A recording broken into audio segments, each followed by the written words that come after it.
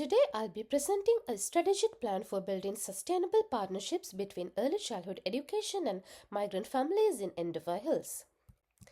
Endeavour Hills is a suburb located 31 kilometers southeast of Melbourne within the city of Casey. It has population around 24,000 people and is known for its cultural diversity. Almost 69 of residents have both parents born overseas and over 87 speaks a language other than English at home. This shows a strong multicultural nature of the community but also highlights the need for more inclusive and supportive early childhood education strategies. Australian Early Development Census shows that around 20% of children in this area are developmentally vulnerable, particularly in areas such as language and cognitive skills, social competence, and emotional well-being. Through research and data, several needs have been clearly identified. First, language and communication development. Many families have limited English and face cultural barriers that can make it difficult to access early learning service or understand information about their child's education. Second, there is a clear need to support children at risk.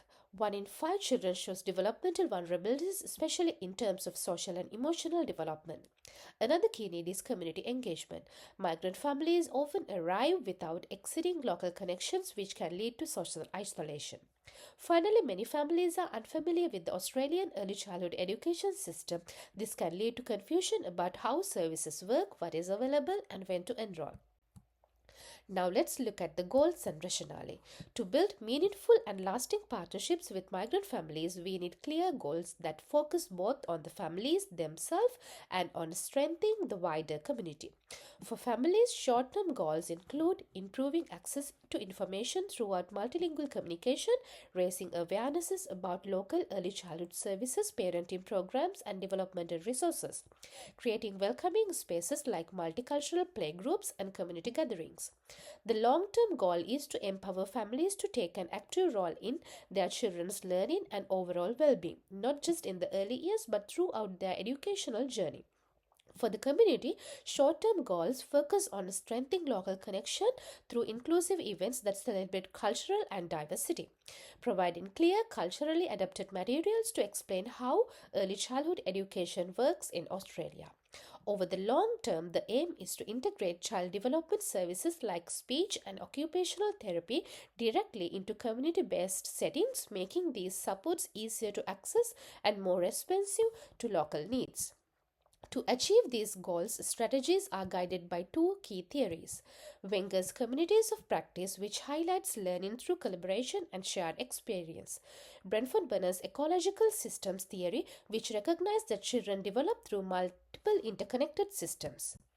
From these theories, we've developed the following strategies: creating bilingual communication materials, co-designs with families including flyers, videos, and services guides, allowing allied health professionals to support children within early learning or community settings, organize parenting workshops, early literacy sessions, and culturally exchange events that bring families together.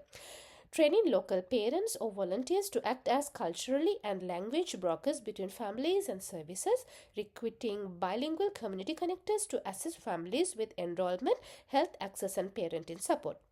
Hosting family learning days with local libraries, schools, and neighborhood centers to promote shared learning and pride.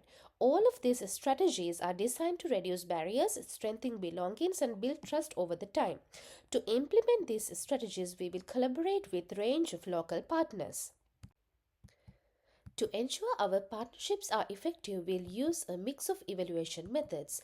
These include developmental screenings, tracking participation, and collecting service data to monitor engagement. We'll also gather feedback through multilingual surveys, questionnaires, and reflective journals from educators. In addition, observations and group discussions with families will provide valuable insights to guide ongoing improvement and ensure our approach remains responsive to the community needs. Finally, sustainable partnerships with migrant families rely on inclusive practices, local collaboration, and respect for cultural diversity.